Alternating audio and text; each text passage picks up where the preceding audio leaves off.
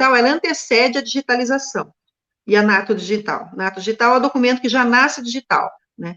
Então, por que a gestão documental antecede? Porque ela vai separar os documentos que precisam efetivamente ser digitalizados e aqueles que já cumpriram a sua função, pela legislação já pode ser eliminado. Então, você vai ter uma massa documental muito melhor, muito menor para digitalizar, né?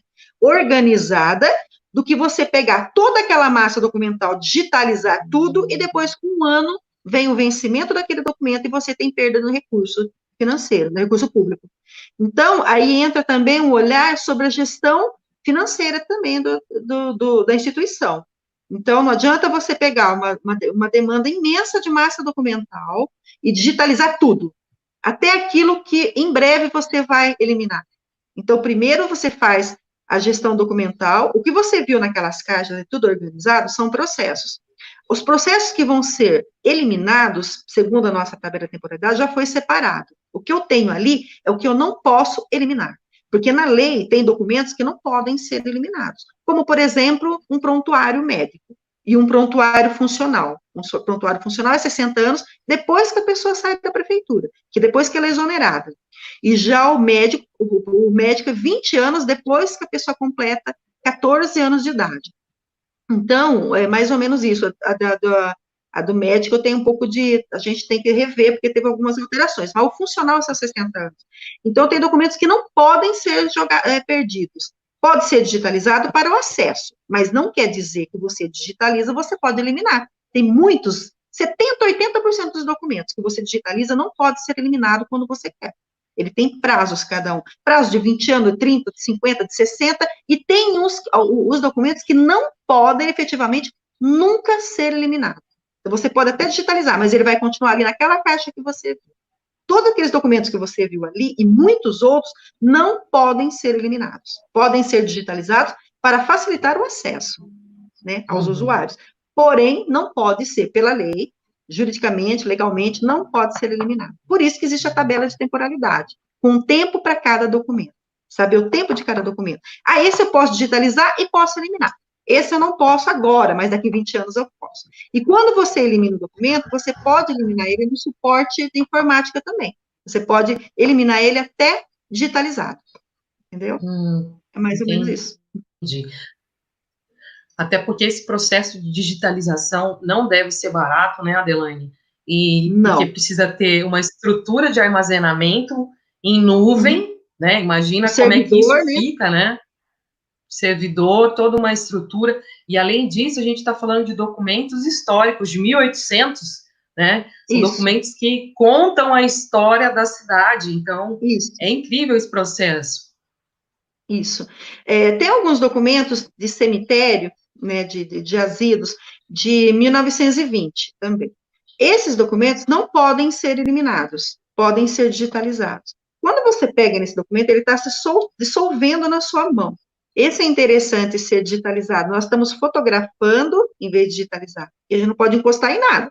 Então, a gente está fotografando e a gente está tentando fazer um trabalho para disponibilizar esse documento, porque ele é utilizado, muitas pessoas solicitam, mas não dá mais para tocar neles, entendeu? Eles têm que ficar guardadinhos. Então, para esse documento é interessante a digitalização. E é caro mesmo, viu? É bem caro a digitalização, e o suporte também, servidor, nem toda prefeitura tem condições de ter um servidor para tanto documento.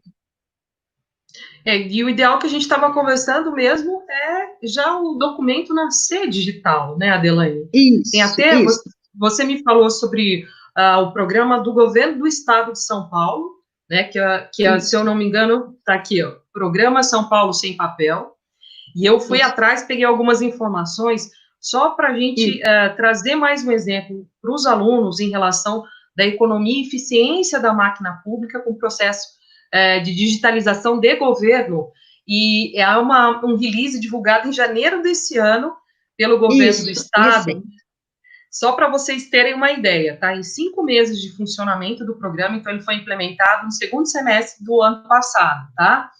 Em 5 meses de vigência, entre os órgãos da administração estadual, acaba de ultrapassar a marca de 1,5 milhões de documentos processados e tramitados de forma 100% digital, que totalizam quase 9 milhões de páginas. Falamos de 5 meses e só de um núcleo específico do governo do estado de São Paulo. Se colocados lado a lado, a quantidade de páginas de impressos daria para percorrer uma distância de quase 2.500 quilômetros, o equivalente ao trajeto em linha reta de São Paulo até Belém, no Pará. E tem mais, vamos falar em economia de números, tá? A produção de documentos no formato digital, que já nasce o documento digital, ele também trouxe economia aos cofres públicos. Então, para tramitar esse volume de papéis por meio físico, os custos da administração chegariam a aproximadamente R$ 510 mil. Com o programa, esse valor reduziu para R$ 2.800. Então, é muita economia, né? Então, é economia de aproximadamente 99,5% relacionado ao que seria esse mesmo volume de papéis no formato físico para serem processados.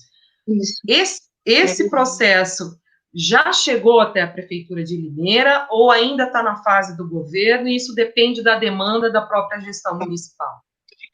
Quem está cuidando de uma parte desse trabalho todo, o Arquivo do Estado de São Paulo, e nós tivemos uma reunião a respeito disso.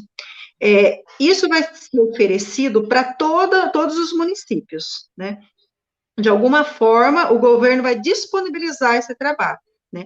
Só que aí, como ele está interligado com os trabalhos do Arquivo do Estado de São Paulo, eles também têm a tabela de temporalidade já pronta, grande parte desses documentos. Então, está seguro. Daqueles que estão fazendo digitalização, os documentos já passaram pela tabela de temporalidade. Agora, o que nasce na ato digital, aí esse é um prêmio, né?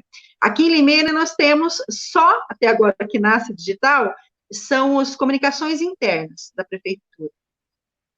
Desde 2019 para cá, não existe mais ele em formato de papel, né, no suporte de papel. Já é digital, nasce digital. Né? A gente só imprime quando ele vai integrar algum processo, porque ele vai tramitar, e os nossos processos ainda não são digitais, né? Não está digitalizado, não é nato digital. Então, por enquanto, mas nós temos já esse trabalho. Nós iniciamos primeiro, né, com os comunicados internos, ofícios, boletins informativos, e já estamos trabalhando, o TI, né, já está trabalhando para trazer isso para os processos também, aí seria perfeito, né? E a parte de urbanismo, que são os projetos, solicitação de planta, de certidões, tudo isso ser nato digital, para a comunidade, para a população, seria perfeito, porque na sua casa você poderia acessar tranquilamente, né? Diminuiria até a circulação dentro da prefeitura, a quantidade de funcionário trabalharia bem melhor, você poderia trabalhar melhor a divisão dos seus funcionários nos setores, enfim, é uma melhoria muito ampla. Além de todos esses números que você colocou, tem a parte também de recursos humanos, né, que você poderia aproveitar melhor os funcionários. E aquilo que eu falei para você, a abertura do arquivo, principalmente do arquivo, para visitação, até através do computador mesmo, de internet, você poder entrar, poder visitar, né, digital, e os alunos, enfim, é um outro universo. Com certeza. Adelaine, eu vou te repassar aqui uma pergunta de um aluno, que ele quer saber com relação a esse documento que está esfarelando, que está se dissolvendo, se nesse caso, pode ser feita uma cópia autenticada para substituí-lo, se pode ser substituído ou não, se é esse original que tem que ficar guardadinho ali. Tá. Ele já é considerado histórico. Então, o ideal seria que fosse feito um trabalho, né, para recuperar esse documento. Esse trabalho é caríssimo. Então, o que nós fazemos diante da falta, né, desse recurso?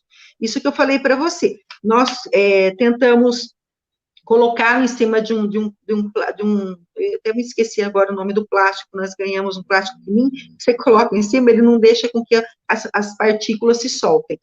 E a partir daquilo, nós tiramos a foto, né, e é o que nós temos na prefeitura no momento. E aí a gente colocou isso, disponibilizou isso, né. Agora, o documento nós não perdemos, porque nós fizemos esse trabalho, e futuramente também tem os trabalhos de preservação, que aí você pode contratar uma pessoa, ou trazer para a prefeitura uma pessoa que faça esse trabalho, né? Seria como você fazer de uma peça de arte, né? Então, você vai restaurar aquele documento, tem todo um trabalho de restauração, mas isso é muito caro, e nós temos mais de 40 mil unidades desse recibo, então é muita coisa. E é claro que todos não estamos nessa situação, e nem foi falta de zelo, tá? Eles estavam devidamente guardados, mas de ir para cá, para lá, e a parte de iluminação, a ventilação, iluminação, as pessoas não entendiam como funcionava isso, então achou que estava bem guardado, na verdade, eles estavam se dissolvendo ali e ninguém tinha percebido. Essa mudança da gestão documental, da gente ir lá, mexer, nós localizamos e nós percebemos que estava acontecendo isso. Que é uma das vantagens de você mexer com o documento. Você começa a identificar problemas, né, que você antes ficava guardadinho, escondidinho, ninguém via, né? Então, é uma também das possibilidades de você estar trabalhando o documento. Mas sim, isso que ele falou é o ideal, seria o ideal. Gente, estamos falando de gestão pública, e tem que haver uma relação de recursos humanos disponíveis para iniciar o projeto, recursos financeiros, respeitar o tempo de treinamento, as leis que regem a questão da gestão documental. Então, tem um processo em que o gestor ele precisa definir prioridades, né? No caso do município, a prioridade definida pelo então prefeito era criar a comissão e iniciar o processo, e lá na frente, se houver recurso ou se o então gestor achar pertinente, ele pode desencadear esse processo, quem sabe até com parceria público-privada, que eu acredito que há uma possibilidade nesse sentido, mas vocês, na condição de gestores, é que vão ter a oportunidade de integrarem esse processo ou liderarem até esse processo.